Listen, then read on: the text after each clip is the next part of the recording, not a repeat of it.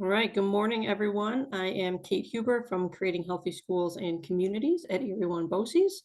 And we have Sarah Whiteway with us as well, who's our school coordinator. And today we're going to be talking about organizing a successful recess. So I love this quote. I know people have seen it all the time, but Mr. Fred Rogers really is he was an amazing man. And he said, play is often talked about as if it were a relief from serious learning. But for children, play is serious learning. Play is really the work of childhood. And so I love this quote as it relates to recess, because so often people just think recess is, it's a break. They can get outside and run and scream.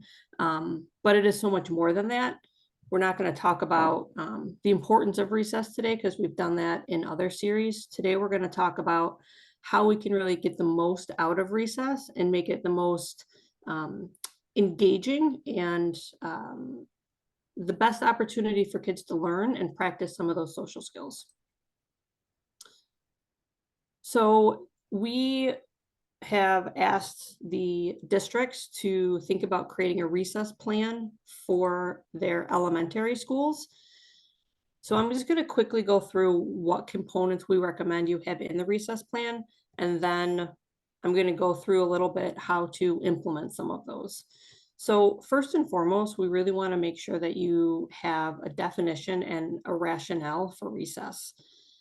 Very often when I talk to teachers, and I'll say, do you give your kids recess? And they'll say, oh yeah, they get 10 minutes every afternoon to play on their iPads. And other students, or other teachers rather, will say, oh yeah, my students get 20 minutes outside on the playground.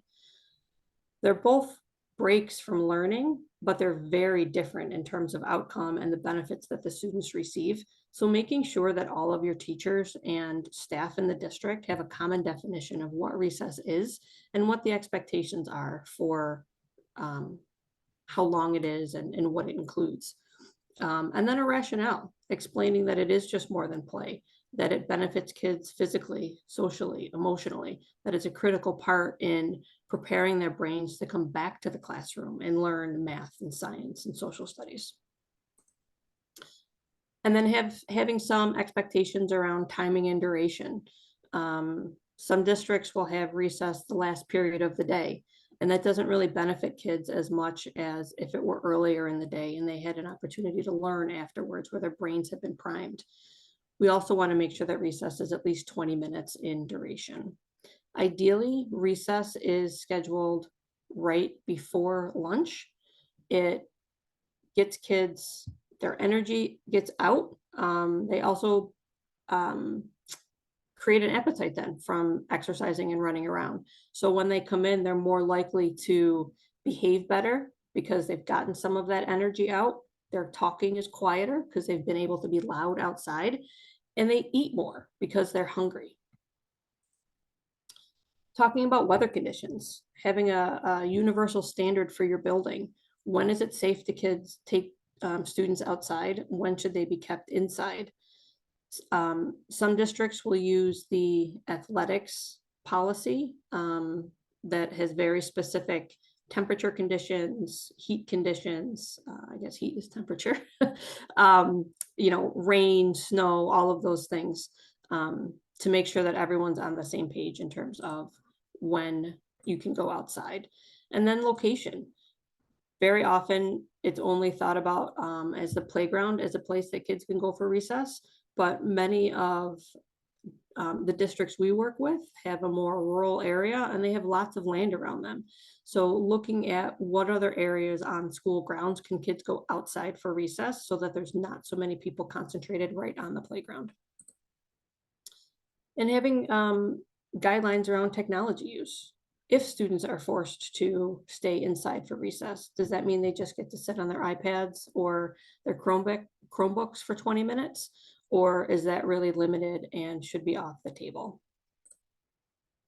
And then looking at discipline, not only discipline during recess, but the idea of whether or not recess can be taken away for students if they haven't been behaving well in the class before recess.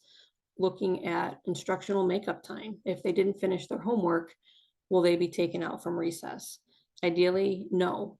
Students should not have recess taken away unless they're really a danger to themselves or others or the equipment that they're playing on. Because those kids sometimes that are causing, the most behaviors in the classroom, those are the ones very often that need recess the most. And then finally, thinking about implementation and the training plan. Well, we want district and school policies to change to make sure that recess can't be taken away and then it's 20 minutes every day. We also need to think about what training do teachers need to be able to come up with alternative discipline if there are issues in the classroom that don't involve taking away recess. How is it going to work if suddenly every teacher now has to find a time to be on the playground for 20 minutes? Making sure that those pieces are in place as part of the plan, not as an afterthought after the plan, so that it can be really implemented successfully. And then we recommend creating a diverse recess team. This doesn't need to be a separate committee or a long-standing ongoing committee necessarily, but when creating that recess plan, we encourage you to get together a group of people that have an interest in wellness, want to promote recess, and includes parents or guardians of children with and without disabilities, special education teacher, general education, physical education, and then a physical or occupational therapist, counselor, and importantly, students. They don't need to be at every meeting, but they're really going to tell you what makes recess fun for them and what makes recess frustrating for them so that you can try to include some of those things in the plan. When you get this team together, you can meet for 2 hours once, get the structure of it down, maybe another 2 to 3 hours later. It doesn't need to take a very long time to create the plan. But it is beneficial to have everyone together for a couple hours so that you can have some meaningful conversation. And then once you get into the planning and thinking about what we want recess to look at, making sure that multiple activities are offered at every recess. We know that we have many kids who like to do different things, and the playground is not always what is the most exciting for them. Making sure that there's opportunities for group play, but then also individual play or parallel play, like these girls sitting on the bench blowing bubbles. They're still having that connection of someone, but they're doing their own thing next to each other. That's an important part of development for kids.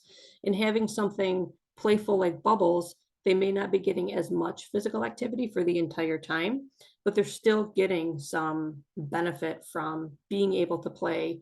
They're learning from the science of bubbles and how all that works. And I'm guessing that there's kids running around them trying to catch the bubbles. When you have multiple activities, you also allow for more student choice then, and that unstructured play, which is really a critical component of recess. And mapping a recess area. Most of our buildings don't have as much land as this, but this is sort of a pie in the sky example, if you will, of being intentional about looking the land that you have outside of the school building and looking at where can we set up different types of play for kids. So there's the playground you see, but the playground is really only one component of 7 or 8 different areas that kids have an opportunity to go and play and have some choice in what they want to do. In addition, we want to make sure that we're providing extra game equipment, not just the playground. When you have other things to do, you really decrease congestion on the playground. And then that also decreases injuries and fighting and arguing because everyone's not trying to be on the same piece of equipment at the same time. And you increase participation then of more children who are then more physically active because they have more things to do. They're not standing in line waiting to get on the slide, for example. Excuse me. Also being very intentional about supervision.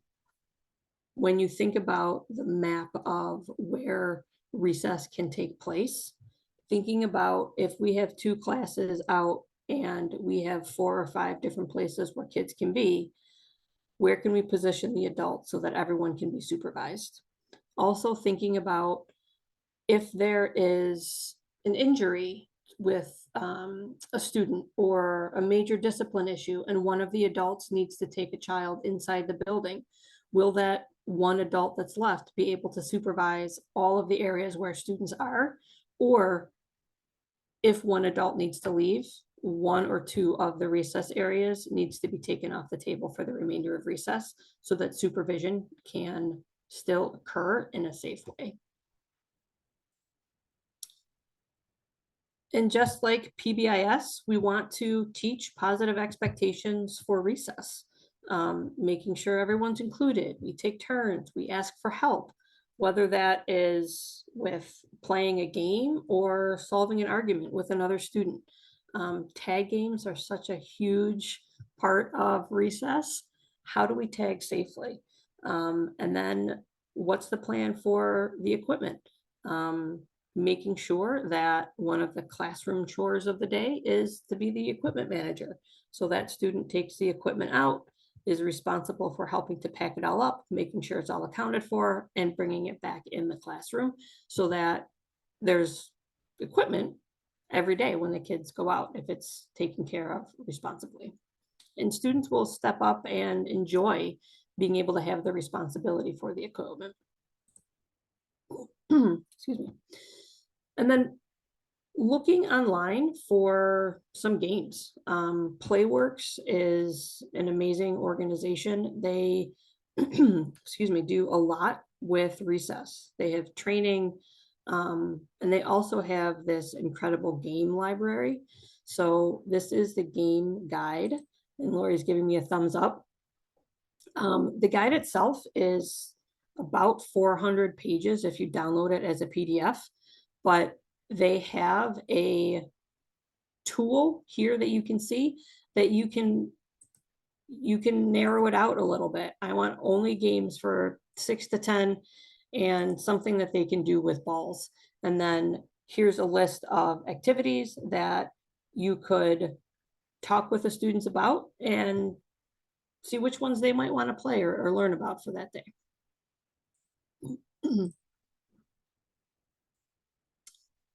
And then really critical is partner with your PE teachers to make recess better.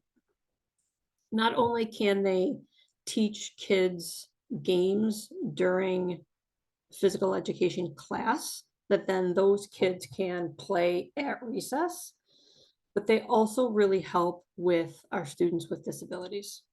So they can provide resources to make sure that every student has an opportunity to play and be involved at recess. Things like adaptive equipment, recommendations for some games that are more inclusive than others, and then some ideas for behavior management. Discipline in a classroom when kids are sitting in desks is very different, as we know, than discipline when kids are able to be up and running around and moving. And PE teachers are pros at managing large groups of active students because it's what they do every day. The idea of teaching students some games is really important. Our kids don't know how to play anymore. They're on screens all the time. Sometimes they're living in neighborhoods where it's not safe for them to be outside and play. So all of these games that we played growing up, they don't necessarily know how to play or how to manage the conflict that might come from them. If someone gets tagged too hard, or if they disagree with whether they got to the line before you said red light. Lots of teaching of the game can be really important. And when we have the PE teachers work with the kids to learn the games and understand how to make them work, then it's much easier for them to go and do it on their own. And then really looking at cold weather recess. It's really important that kids are outside. It can be difficult when students don't come in with proper cold weather gear. You can work with your PTO, schools in the CHISC grants can use their grant funding to purchase classroom sets of cold weather gear that will just stay in the classroom. It's not for the students to take home, but every kid is assigned a set of cold weather gear so that if they don't have their own, you're still able to go outside. There's so many benefits of the cold air for kids, the different textures, the sensory things that they learn being in the snow. It's really important for their development, and also being intentional about our students with disabilities, making sure that there's equipment so that they can be outside with us, thinking about wheelchairs, students with visual impairments maybe, right? Are the surfaces even for them to walk on? When we're intentional about it, we ensure that all kids can be included. And then have a plan for indoor recess. Looking at, is there gym space or other indoor space that can be used other than a classroom? I would say that the last resort for indoor recess should be in the classroom. Some schools now are having breakfast in the classroom. I know during COVID, for example, the specials teachers would push into the classroom. So kids were in the same room the entire school day. And some of them really started to get squirrely. It was hard for them to be in the same room all day. Trying to get kids out of that room, different scenery can be important for them. Also, other spaces might encourage more physical activity. And as I said, it allows for that change of environment.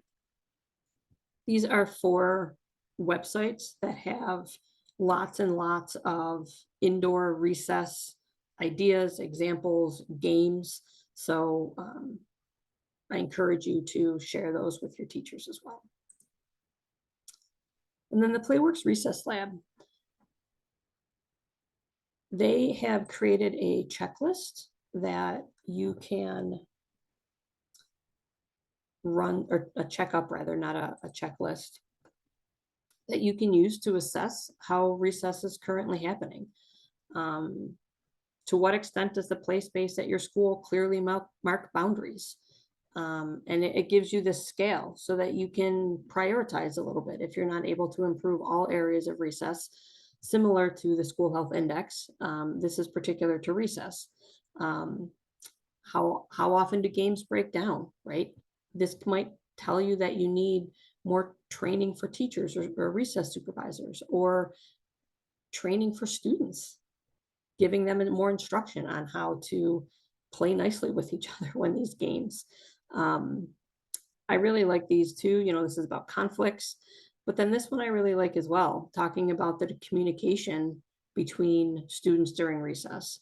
Is communication positive? Are they arguing all the time? Are they including other kids? And then the communication with adults. Are the adults positive and encouraging? Are they engaged in the students playing? Or are they off on the side just talking to themselves and not really paying attention to what the students are doing? And I'm not going to go through all of these, but I encourage you to look at the checklist and have it be part of your recess improvement planning.